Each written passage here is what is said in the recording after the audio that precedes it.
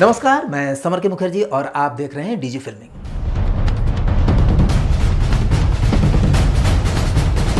आपने सही देखा टाइटल में, क्योंकि बहुत सारे ऐसे लोग जो हमें अक्सर पूछते हैं कि सर मैं जानता तो हूँ फिल्म मेकिंग, बहुत कुछ करना चाहता हूँ। बहुत सारे ऐसे वेडिंग फिल्म मेकर हैं, बहुत सारे ऐसे शॉर्ट फिल्म बनाने वाले हैं, बहुत सारे ऐसे गांव में हैं जो यूट्यूब के लिए वीडियोस बनाते हैं या टिकटॉक के लिए बनाते हैं। वो चाहते हैं कि मुंबई में आके या किसी बड़े शहर में जा कर के बॉलीवुड के लिए हो या अपने क्षेत्रीय भाषा के लिए हो, बड़ी फिल्में बनाएं या एड फिल्म बनाएं, कॉर्पोरेट फिल्म बनाएं, म्यूज़िक वीडियोज़ बनाएं।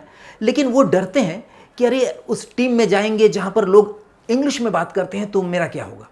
वो उनके अंदर ये डर बैठा हुआ है कि जो लोग इंग्लिश में ज़्यादा फास्ट हैं, जो ज़्यादा इंग्लिश बोलते हैं, उनके सामने कहीं मैं बौना साबित ना हो जाऊं, मेरा जो भी स्किल है वो उनके सामने छोटा ना हो जाए, और ऐसा ना हो कि वो हमसे ज़्यादा जानते हो और उनका काम बेहतर मुझसे हो और मुझे दबा दिया जाए।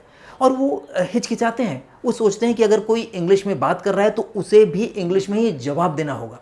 तो इसी बात पर मैंने ये वीडियो बनाने का निश्चय किया, क्योंकि बहुत सारे लोगों को तो मैंने फ़ोन पर ही समझाया, लेकिन मुझे लगता है कि आपको इसका सॉल्यूशन के साथ अगर मैं समझा पाऊँ कि इसका सॉल्यूशन क्या है, कि जहाँ भी आपको डर लगे इंग्लिश से कि यहाँ पर तो लोग इंग्लिश में बात कर रहे हैं, मैं वहाँ पर कैसे खपूंगा, मैं कैसे वहाँ पर एडजस्ट करूँगा, तो उसे इस वीडियो को ज़रूर देखना चाहिए। और एक चीज़ मैं बता दूँ, ये वीडियो लास्ट तक देखिएगा, बीच में कोई अपना राय मत बना लीजिएगा, जजमेंट मत करने लगिएगा कि भाई ये तो ऐसे बोल रहे हैं। आप पूरा वीडियो पहले देखिएगा कि क्या मैं बोलने जा रहा हूँ। सबसे पहले मैं एक एग्जाम्पल के साथ शुरू करना चाहूँगा कि एक मेरे साथ जो घटना घटी है उसको मैं बताऊँगा। नया नया मैं मुंबई में आया हुआ था और उससे पहले काम तो करता ही था, आपको मालूम है, हमने दूसरे वीडियोज़ में मैंने बताया भी है। तो यहाँ पर जब मैं आया तो कई लोग हमसे मिलना चाह रहे थे, क्योंकि यहाँ पर मैंने ये देखा कि अगर आप सिर्फ एक डायरेक्टर हैं, बहुत रिनाउंड डायरेक्टर हैं, यानी बहुत बड़े लेवल पर हैं, तब तो हर एक कोई आपको बुलाएगा।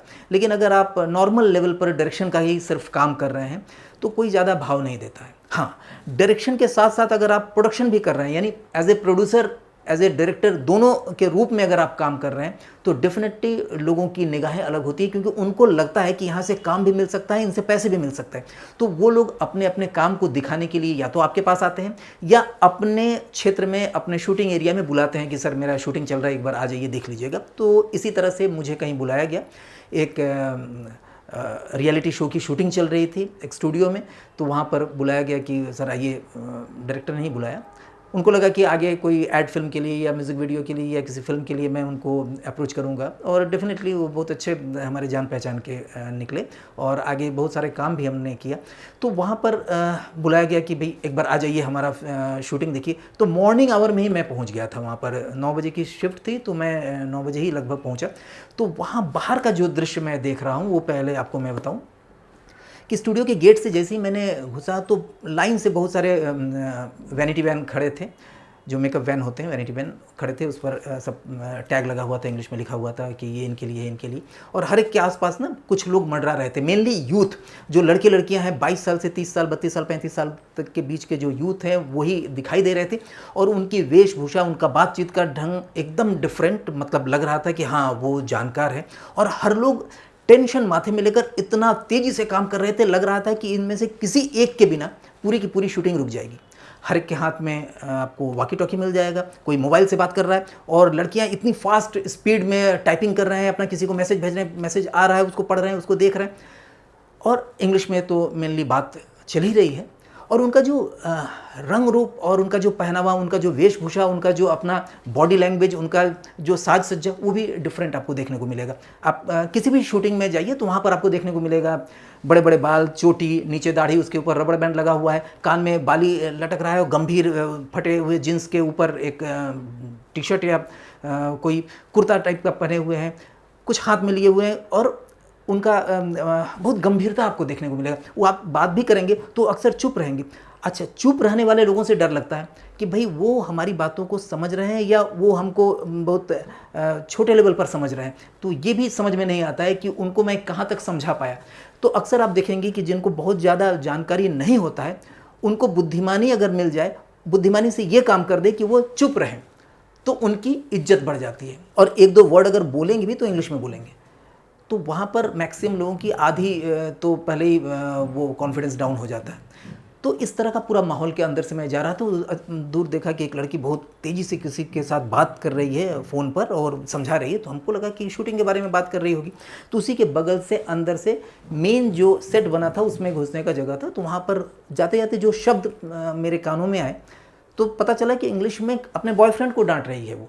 और लोगों को दूर से लगेगा, और एक हाथ में सिगरेट है, सिगरेट भी पी रहे हैं, वहाँ पर सिगरेट पीने का तो रिवाज है, और इस ढंग से वो गले मिलते हैं जैसे वो एकदम बिछड़े हुए भाई मिल रहे हैं या भाई बहन मिल रहे हैं, इस तरीके से तो मिलते हुए आपको मिलेंगे। अब नहीं मिलेंगे क्योंकि अब तो कोविड का समय है, अब तो दूर दूर से थोड़ा सा रहते हैं, फिर भी मौका मिलते ही वो लोग गले मिलना और ये ढंग दिखाना, इस ढंग से बात करना, जैसे लगते हैं कि एक दूसरे के कितना ज़्यादा हितैषी हैं। तो ये यहाँ पर चलता है, ये ठीक है, इसमें आपको भी आना है। लेकिन वो माहौल से अंदर आते आते ना आपकी कॉन्फिडेंस आधी हो सकती है अगर आप कुछ काम करने जा रहे हैं या काम मांगने जा रहे हैं, क्योंकि ये लोग आपको दिखाई देंगे, चोटी वाले, बाली वाले, रिबन वाले, तरह तरह के ऐसे यूथ लड़के लड़कियां जिनके हाथ में वॉकी टॉकी हो और इंग्लिश में लगातार बात कर रहे हैं। कुछ लोग लैपटॉप पैर पर रख करके कुछ लिख रहे हैं, स्क्रिप्ट चेक कर रहे हैं, कुछ भी कर रहे हैं। डेफिनेटली वो काम कर रहे हैं, लेकिन जितना ज़्यादा वो दिखा रहे हैं ना उतना कुछ भी नहीं है। उसके बिना उनमें से अगर 10 लोगों को निकाल देंगे तो भी शूटिंग पर कोई फ़र्क नहीं पड़ने वाला है। लेकिन आपको खर्च करना है, खर्च दिखाना होता है, तो वो काम करना ही पड़ता है। कहीं कहीं पर वो काम के भी होते हैं, ऐसा भी नहीं मैं कह रहा हूँ कि वो सब बिना काम के दौड़ रहे हैं, लेकिन जो वहाँ पर उहापोह और जो अफरा तफरी का माहौल बना रहता है ना, तो वैसा नहीं होना चाहिए, मुझे ऐसा लगता है। एनीवे, मैं अंदर गया पीसीआर में, पीसीआर यानी प्रोडक्शन कंट्रोल रूम, जहाँ पर जो मल्टी कैम सेटअप होते हैं उसके सारे मॉनिटर्स रहते हैं। मेन मॉनिटर रहता है, डायरेक्टर बैठा रहता है, ऑनलाइन एडिटर बैठा रहता है। तो डायरेक्टर और ऑनलाइन जो एडिटर थे वो दोनों यूपी के थे, हमारे जान पहचान के थे। और जो डीओपी थे, जो मेन वहाँ के डीओपी जो लाइटिंग का देख रहे थे, तो वो गंभीर थे और वो बिहार के थे। तो वो गंभीरता से अपना मोबाइल पर कुछ काम कर रहे थे। तभी हमारी बातचीत हुआ, वो सब रहने दीजिए। तभी जो क्रिएटिव हेड है चैनल का, क्योंकि चैनल की क्रिएटिव हेड की बहुत ज़्यादा अहमियत होती है, क्योंकि वो अगर चाहे तो आपकी जो सीरियल है या आपका जो शो है उसको रीशूट करा सकते हैं या कहीं पर भी रोक सकते हैं, कुछ भी कर सकते हैं। तो वो धनधनाते हुए आई, hi guys everything is okay, और करके बात करते हुए शुरू की। तभी उसकी नज़र पड़ी जो 8 मॉनिटर्स थे उस पर 6 मॉनिटर्स में कलर बार आ रहे थे। देखिए कलर बार आपको समझ में आ रहा होगा, देखिए साइड में कलर बार दिखाई दे रहा है। तो कलर बार क्या होता है, कैमरे से कलर बार जनरेट करके एक स्विच से सिग्नल भेजा जाता है मॉनिटर को, ताकि ये पता चले कि ये कैमरे से ये कलर बार आ रहा है। जो सीसीयू यूनिट होता है, यानी कैमरा कंट्रोल यूनिट होता है प्रोडक्शन कंट्रोल रूम में, पीसीआर में, तो वहाँ से सारे कैमरे का कलर को एक जैसा बनाया जाता है। तो उसमें से 6 मॉनिटर पर कलर बार आ रहे थे, 2 पर नहीं आ रहे थे। भड़क गई, क्या बात है, अभी तक ये ऑन क्यों नहीं हुआ ये दोनों मॉनिटर? डायरेक्टर ने बोला कि मैम अभी हमने 2 कैमरामैन को अलग से फुटेज लेने के लिए भेजा है, तो वो आ जाएंगे, हो जाएगा। बोले अरे उनके आने से क्या मतलब है, वो तो कैमरा जाए जहाँ पर भी जाए, ये मॉनिटर क्यों नहीं ऑन है? उनको समझ में नहीं आ रहा है कि मॉनिटर में जो कलर आता है, कलर बार आता है, वो कैमरे से आता है, इनको मालूम नहीं था। एनीवे, समझाने की कोशिश हुआ, नहीं समझे, भड़क जा रही थी। तब तक से जो डीओपी है वो मोबाइल पर अपना टाइप कुछ कर रहे थे, करते करते बोले मैम ये लोग बता नहीं पा रहे हैं, ये लोग असली में डर रहे हैं। असली में कब से हमने बोला था कि 2 किलो कलर बार लाने के लिए प्रोडक्शन को, अभी तक 2 किलो कलर बार नहीं आए, इसलिए 2 मॉनिटर ऑफ है। अच्छा, वो उन्होंने व्यंग्यात्मक रूप में बोला, मजाकिया रूप में बोला कि चलो लोग हल्का फुल्का माहौल हो जाएगा। उसको वो लड़की सीरियसली ले ली कि अरे अभी तक 2 किलो कलर बार नहीं है, 2 किलो के लिए हमारा पूरा शूटिंग रुक जाएगा। वो तुरंत वॉकी टॉकी पर ऑन करके वो सीरीज जो प्रोडक्शन मैनेजर उसको चिल्लाने लगती है कि अरे अभी तक नहीं आया, कुछ भी बोलते हुए बाहर निकली। उसके साथ साथ 2 असिस्टेंट थे, लड़कियां और थी, वो लोग भी अपना अपना मोबाइल निकाल कर गए कि अच्छा मैं दूसरे से मंगवाती हूँ मैम, रुकिए कि मैं तुरंत। और पूरा का पूरा पीसीआर जो रूम है वो हंसी से भर गया। अभी तक तो किसी तरह से हम लोग अपनी हंसी रोके हुए थे। तो ये तो होता है, ऐसा नहीं है कि सभी क्रिएटिव ऐसे होते होंगे, लेकिन जो क्रिएटिव हेड हैं वो सिर्फ इंग्लिश जान लेने से और लोगों से बात कर लेने से वो टेक्निकली बहुत क्रिएटिव हो गए हों, ऐसा बिल्कुल नहीं। उनको कुछ भी मालूम नहीं है, कैमरे की सेटिंग के बारे में मालूम नहीं है, उनको एडिटिंग कैसे होता है, कितना फ्रेम रेट होना चाहिए, कुछ भी मालूम नहीं है। उनको सिर्फ मालूम ये है कि हाँ वहाँ पर आके चिल्लाना है, देखना है कि सब चीज़ है कि नहीं, लाइट जल रहा है कि नहीं, सब साड़ी सब सही पहने है कि नहीं, जो कपड़े पहने हैं वो का कलर ठीक है कि नहीं, पीछे का जो बैकग्राउंड है वो ठीक है नहीं, बस इतना। लेकिन उनको भी जानना चाहिए। तो यहाँ पर भड़क गई। तब तक से वो सीरीज जो प्रोडक्शन मैनेजर है वो दौड़े दौड़े चला है। डीओपी के कान में पूछ रहा है कि सर आपने कब हमको बोला था, रिक्वायरमेंट दिया था, अब बताइए वो भड़क रही है, वो कहाँ से मिलेगा, वो कलर बार या क्या बता रही है, हमको समझ में नहीं आ रही, आज तक हमने कभी नहीं लाया। तो और ज़ोर ज़ोर से लोग हंसने लगे। तो इसका संदर्भ मैंने इसलिए दिया कि आपको ये समझ में आ जाना चाहिए कि सिर्फ इंग्लिश बोलने मात्र से कोई बहुत ज़्यादा काबिल नहीं हो जाता है। आपके अंदर काबिलियत है, आप किसी भी लैंग्वेज में वो काबिलियत शो कर सकते हैं। आपका काम स्क्रीन पर बोलेगा। अगर आपका काम स्क्रीन पर बोलेगा ना, तो ऐसे लोग आपके अंडर में एज एन असिस्टेंट काम करने के लिए मजबूर हो जाएंगे। आपको अपने पर भरोसा होना चाहिए। आप भी हिस्सा बन सकते हैं भारत में सबसे तेजी से बढ़ने वाले प्रेस्टिजियस करियर का। आप बन सकते हैं film and television director, cinematographer या फिर नॉन लीनियर एडिटर। आप चुन सकते हैं फिल्म डायरेक्शन कोर्स को एक सम्मानजनक करियर के रूप में। IFTA, the bridge from ordinary to extraordinary। अब मैं आपको बताता हूं कि इंग्लिश की ज़रूरत कहाँ पड़ती है। देखिए, जहाँ पर ऐसे लोग हैं जिन्हें हिंदी आती है, या आपकी क्षेत्रीय भाषा में अगर कोई फिल्म बना रहे हैं, वो क्षेत्रीय भाषा सब लोग जानते हैं, जैसे बंगाल में बंगाली लोग जानते हैं, तो वहाँ पर सब लोग बंगला में बात करेंगे। ज़रूरी नहीं है कि वो इंग्लिश में बात करें। अगर भोजपुरी फिल्में बन रही है और सबको भोजपुरी आता है तो भोजपुरी में बात कर रहे हैं। इवन देन अगर आप तमिल, तेलुगु, कन्नड़, उड़िया, मराठी, किसी भी लैंग्वेज की फिल्में बना रहे हैं क्षेत्रीय भाषा की, अगर उस भाषा में आप बात करें कोई दिक्कत नहीं, क्योंकि सबको वो भाषा वहाँ पर आ रही है। अगर कोई ऐसा व्यक्ति जिसे आपकी भाषा और आपको उनकी भाषा नहीं आती है, ऐसे में अगर आपको कम्युनिकेट करना हो तो इंग्लिश की ज़रूरत पड़ती है। और दूसरी जगह इंग्लिश की ज़रूरत पड़ती है किताब पढ़ने के लिए, क्योंकि हमारे यहाँ पर इंग्लिश ही सिखाया जाता है, अपने मातृभाषा और जो राजभाषा है हिंदी, उसके अलावा जो तीसरी भाषा सिखाई जाती है वो है इंग्लिश।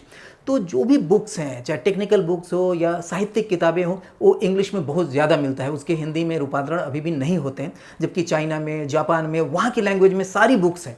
तो उनको कोई ज़रूरी नहीं है कि वो इंग्लिश में समझे, उनके पास गूगल भी नहीं है, वो अपना खुद का सर्च इंजन है, उसी लैंग्वेज में, चाइनीज़ लैंग्वेज में है, जापानीज़ में है, तो उनको ज़रूरत नहीं है। लेकिन हमें आपको ज़रूरत है, तो वहाँ पढ़ने के लिए ज़रूरी है। अदरवाइज़ नहीं ज़रूरत है आपको इंग्लिश बोलने की या इंग्लिश में अपना काम को आगे बढ़ाने की। जहाँ हिंदी में काम चल सकता है तो हिंदी में काम चलाइए, अपनी मातृभाषा में काम चला सकते हैं, या अपने जो क्षेत्रीय भाषा है उसमें काम चलाना चाहते हैं तो आप काम चला सकते हैं। और ये संविधान में भी इसकी पुष्टि की गई है, बहुत सारी भाषाओं को मान्यता दी गई है यहाँ पर, तो उसमें आप अपना काम आसानी से कर सकते हैं। दूसरी बात, अगर आप में से, आप जो दर्शक हैं, आप में से बहुत सारे ऐसे लोग हैं जिनको बहुत अच्छी इंग्लिश आती है, तो उनके लिए मेरा 2 सुझाव है।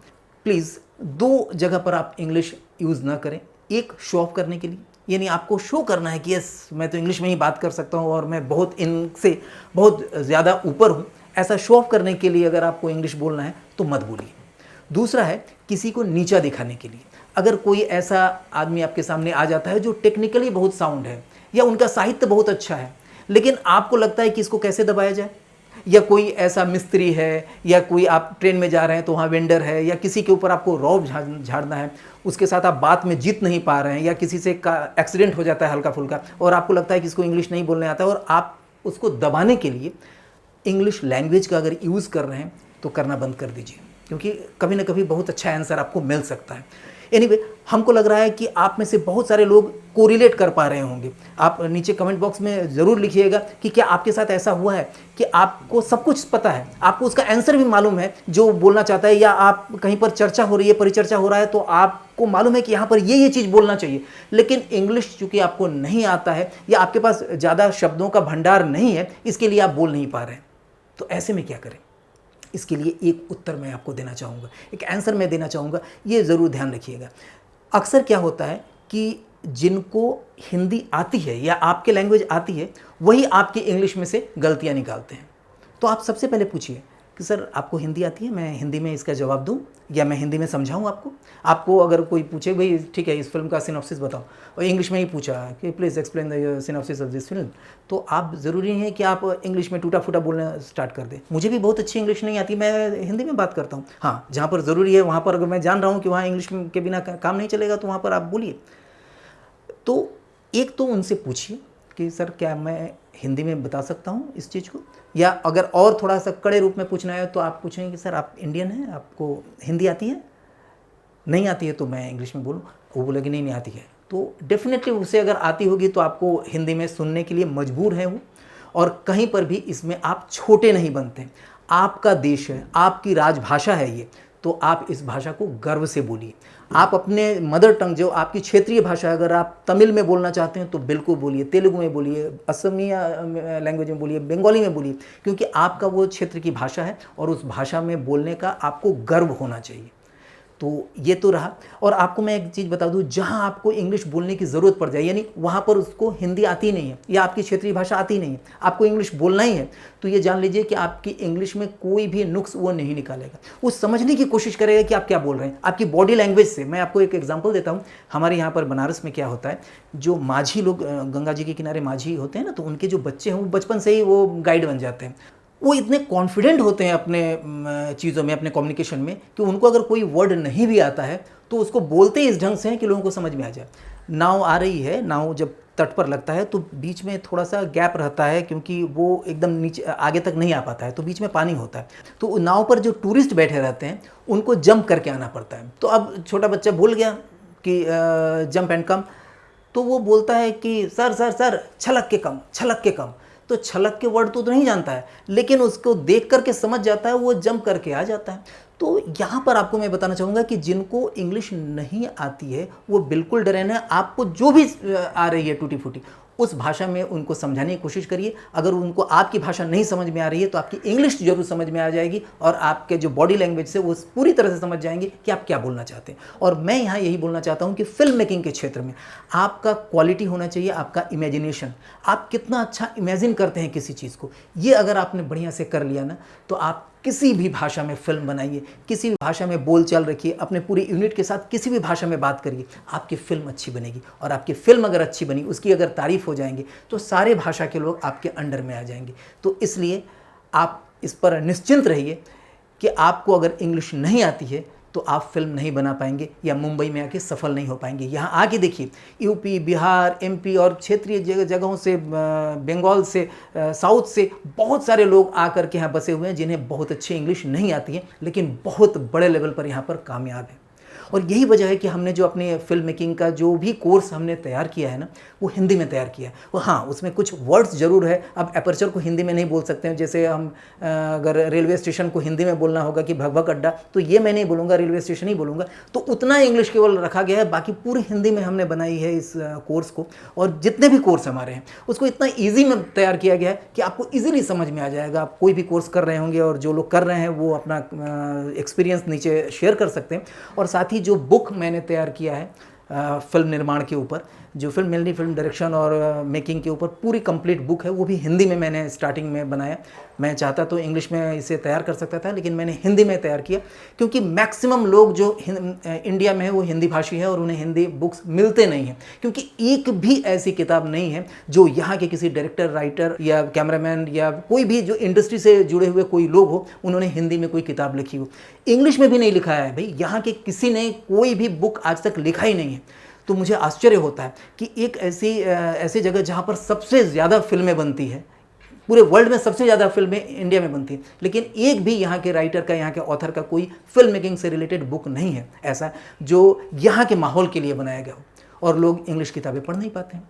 तो ये किताबें, मैं माफ़ी चाहूँगा, देर हो रही है, लेकिन अब बहुत जल्दी आ जाएगा। और मैं आपको एक बात बताना चाहूँगा कि जो भी व्यक्ति अपने अपने क्षेत्र में इस बुक को, जो आपको साइड में दिखाई दे रहा होगा, इस बुक को अपने यहाँ पर डिस्ट्रीब्यूट करना चाहते हैं या इसका डिस्ट्रीब्यूशन लेना चाहते हैं, वो इस नंबर पर संपर्क करें। तो इसमें आपको बहुत ज़्यादा बेनिफिट मिलेगा। बुक्स का डिस्ट्रीब्यूशन भी अपने अपने एरिया में कर सकते हैं और अपने काम को आगे बढ़ा सकते हैं। ये वीडियो आपको कैसा लगा? अगर अच्छा लगा हो तो आप उन तक इसे ज़रूर शेयर करिए जो इंग्लिश लैंग्वेज के वजह से, इसके डर की वजह से काम में आगे नहीं बढ़ पा रहे हैं, चाहे किसी भी क्षेत्र में हो, नहीं बढ़ पा रहे हैं। नमस्कार। शुरू से ही एक फिल्म मेकर बनना चाहती थी। इनफैक्ट ढेर सारे पैसे कमाना चाहती थी। फिर मैंने डिजी फिल्मिंग से online film making course join किया। ये मैं ही हूँ। सोचा नहीं था ऑनलाइन से स्क्रीन राइटिंग और डायरेक्शन सीखना इतना आसान होता है। घर बैठे खुद के कैमरे से सिनेमैटिक प्रैक्टिकल ट्रेनिंग जब चाहे कर सकती हूँ। एडिटिंग करते समय बार बार इफ्ता का प्रैक्टिकल ट्यूटोरियल्स देख सकती हूँ। ज्यादा मुश्किल लगे तो डिजी फिल्मिंग सपोर्ट टीम को कॉल भी कर सकती हूँ। आज मैं इफ्ता सर्टिफाइड फिल्म मेकर हूँ। ढेर सारे जॉब ऑप्शंस हैं, पर मैं खुद का काम करती हूँ। निर्माता निर्देशक समर के मुखर्जी द्वारा वैज्ञानिक रूप से डिजाइन किया गया इफ्टा का online film making course Hindi समझने वाले हर उम्र के लोगों के लिए अपने तरह का सबसे बेहतर और किफायती ट्रेनिंग प्रोग्राम है। यकीन मानिए, इससे बेहतर और लो कॉस्ट फिल्म मेकिंग की ट्रेनिंग कहीं नहीं हो सकती। अभी दिए हुए नंबर पर संपर्क करें या लॉग इन करें www.digifilming.in।